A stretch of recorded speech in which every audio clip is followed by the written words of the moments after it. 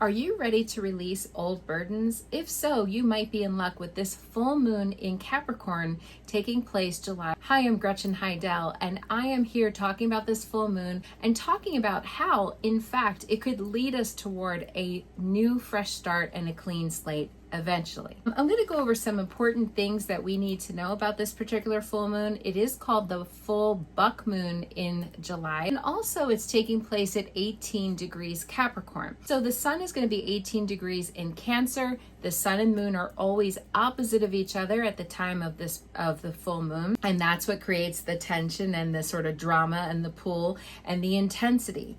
Now, this particular full moon is not quite classified as a micro moon. However, it is pretty far away from the Earth. So it's actually going to appear as if it's pretty far, and it's going to look a little bit smaller to us during this time. It does mean that the gravitational pull is not quite as strong, but we're still going to be feeling the full moon for sure. It just might not be quite as powerful as, let's say, a super moon, which, those can be quite intense. We are going to be wrapping up a 6-month cycle that began back on December 30th of 2024. If you remember, that was the last new moon that took place in Capricorn, was at the end of 2024. And now we planted seeds during this time, and now we are finishing or fulfilling those seeds. We're watching them grow because full moons are always an ending, a completion, a wrapping up, or a finishing of whatever the new moon cycle was at that time. Now, Capricorn has high energy and it highlights structure and accountability.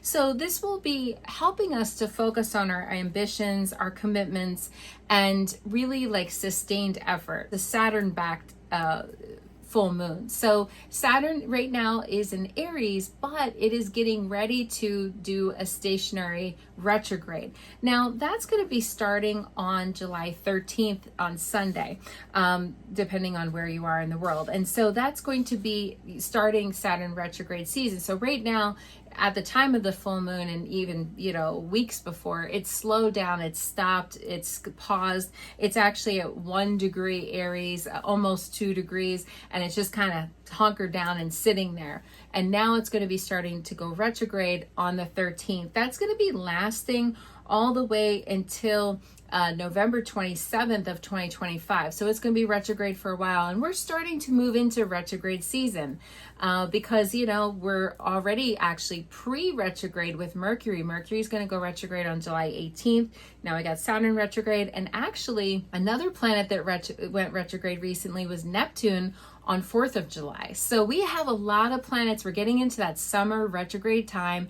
We've spent almost the first half of this year with very little planets retrograde. Yes, Mercury went retrograde once, and yes, Venus retrograde happened. But other than that, we haven't really had a lot of retrogrades. But now we're getting into the big retrograde season, and that's normal. These bigger outer planets are typically retrograde for around 5 months or so at a time. So this is kind of the usual time for this to be happening, and we're starting to see that, and we're starting to experience that.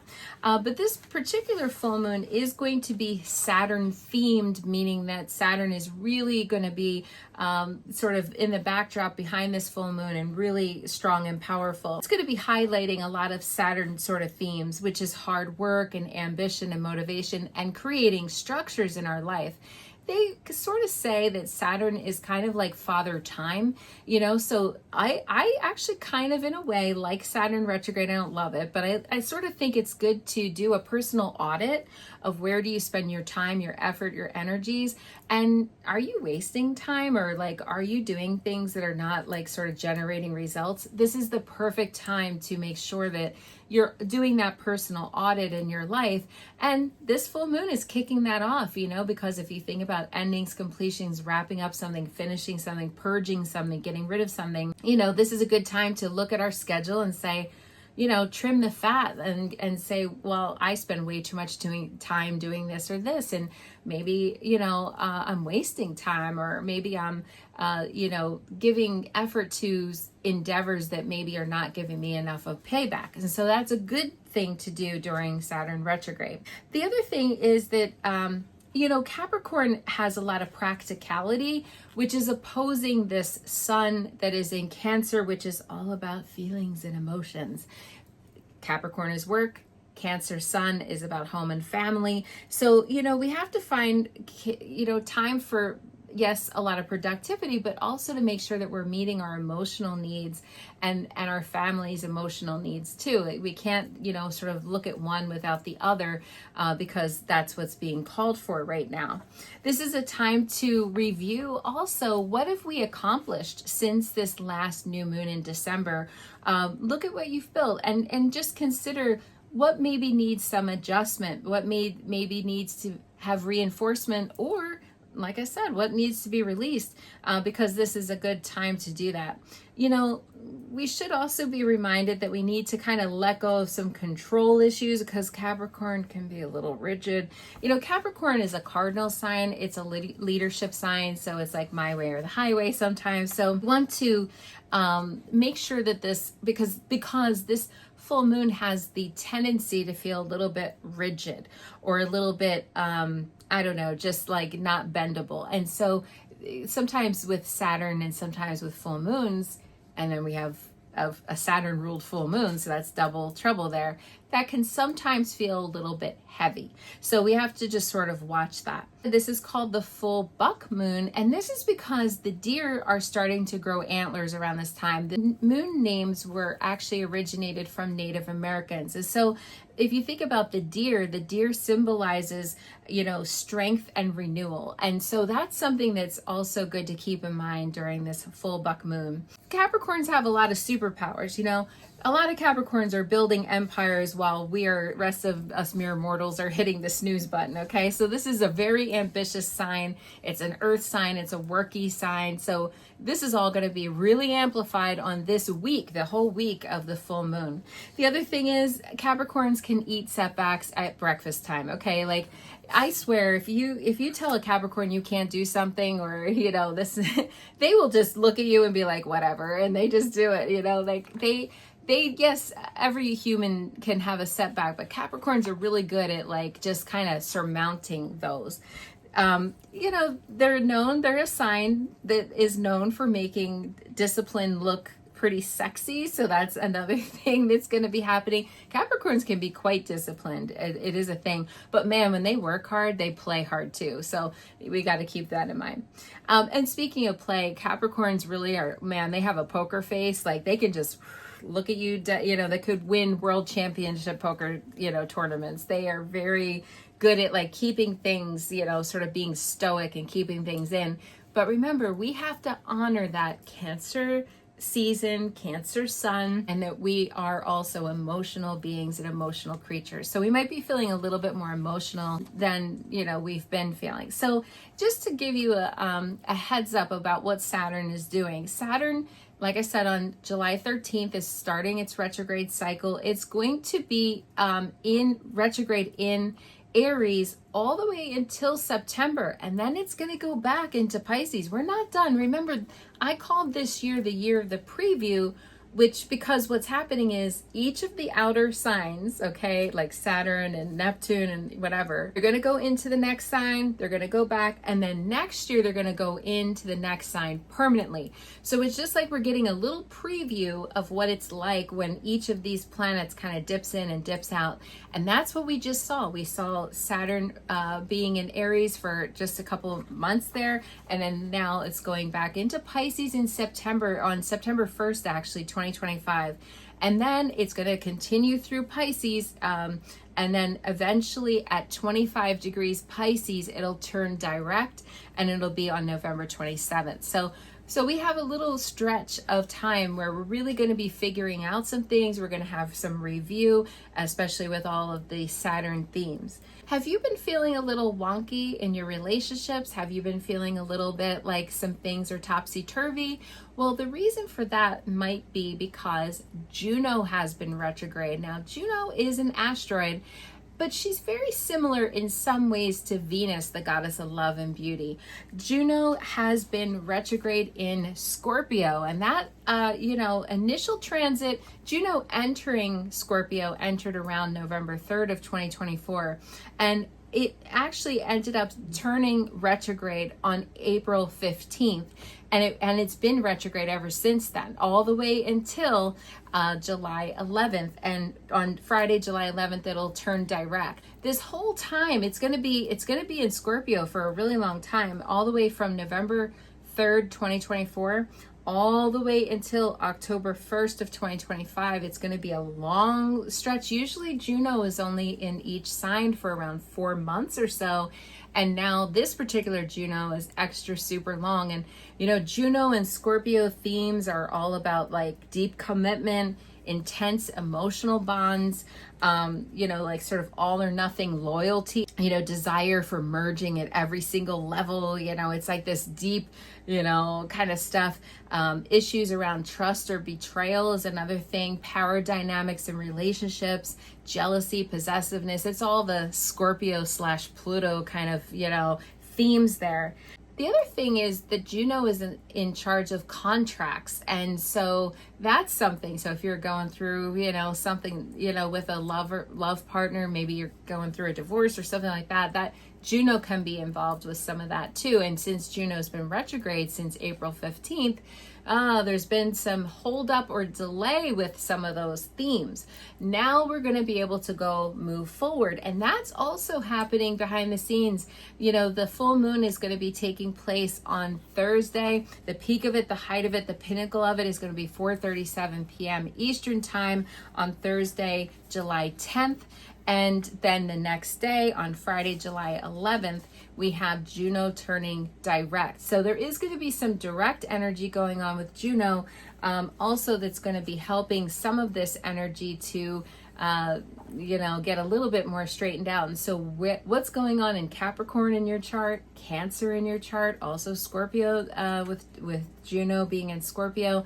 And there's a lot of signs. Now, on the outside too, you know, if you're Aries or Libra, you could be feeling this as well, or even Tauruses will be feeling some of this. There's a lot of astrological signs being affected, and especially since there are a lot of retrograde sort of energies. We are in Mercury retrograde pre-shadow. That started on July 1st. And Mercury retrograde is going to start on July 18th. So we have these different you know, kind of portals open that really are going to be sort of affecting things. I'm going to do some cards here, what you need to know about this particular full moon. Obviously, everybody has a little something different going on with Capricorn in their astrological birth chart, but this is going to just give you some idea of maybe some of the astrological energies taking place. This full moon, I will say, is not too bad. You know, there's some full moons are really kind of crazy and intense. This one's going to be, they're all intense in some ways, but this one's going to be, I think, maybe a little lighter, maybe a little more friendly. This one doesn't have as much ugly energy surrounding it, other than Saturn turning retrograde, but really, other than that, it's going to be a little more quiet, I think, this particular moon. But there's a lot going on behind the scenes as far as the other planets, really. People might blame the full moon, but it's not just the full moon. There's a lot of other astrological energies, and I'm going to be doing a more in-depth video. So make sure you subscribe if you're finding value in this video, or if you're just joining me for the first time. Make sure you subscribe to my channel, because I'm going to be releasing a bigger video all about Uranus moving into Gemini, which is the first time in 84 years. And this is really big deal. This is a huge big deal. So I just want to make sure that you understand. So what do you need to know about this? Okay. So part of this is to be creative. And if you look, he's in the middle there of a, looks like a maze or something. And it's like, you know, like I said, setbacks, you know, Capricorn's, you know, if you have a setback or something, maybe you need to do a workaround, or maybe you need to kind of go in a different direction, or maybe you need to focus your energies elsewhere. It's saying to have some creativity, to be creative. And Capricorns actually are quite creative as well. And so, you know, it's that strong earthy energy. And I think that can be something to keep in mind. Okay, so now I'm doing another card. What do you need to know? I'm using my Moonology deck. What do we need to know here? What are the kind folks watching today? Oh, okay. All right. Now, this is a Moonology deck with new moons and full moons. This is saying new moon in Scorpio, and it's working through your fears, Now, if you think about Saturn, Saturn can be fear and doubt. Saturn, I always say Saturn's the world's worst life coach. He really is can be kind of like, oh, you think you can do that? Saturn can be a little heavy, a little negative sometimes. Cup is half empty instead of half full. And this card is reminding us work through our fears, okay? So that we can move forward, not let our fears hold us back. And with full moons, sometimes that can happen, energies and emotions can intensify and amplify. All right, so one last card. What else do we need to know for our highest, truest, and best good? Oh, I like this card. This is one of my favorite. Magician. Magician is one of my favorite cards. Okay, it means you have everything you need. You don't need more whatever. You don't need. I always say, if this was like a shelf, it would mean you already have the hammer, the wood, the nails, the glue. You just have to put it together. You just have to put it up on the wall. You just have to do the things. It means it's really an interesting card because it's not as predictive as it is affirmative. It's like, you got this, boo. And so it's to remember that we have the power within us not to let our fears hold us back. And if we just use a little bit of creativity and trust the divine plan, that then we will be able to work through these things. And we just remember, again, these full moons can be a little intense sometimes, but it's just about taking a few days, catching up. Maybe this weekend it might be a good time to take a little bit of a nap and get some rest, because sometimes these full moons can really enhance and sort of make us, it can keep us up at night. Sometimes we can have trouble sleeping. So it's a good time to always let yourself, after the full moon peak, let yourself come down and give yourself a little bit of extra R&R, rest and relaxation. So I hope that helps with this particular full moon, July 2025. It's a powerful one. And yes, it can be also quite an ambitious one.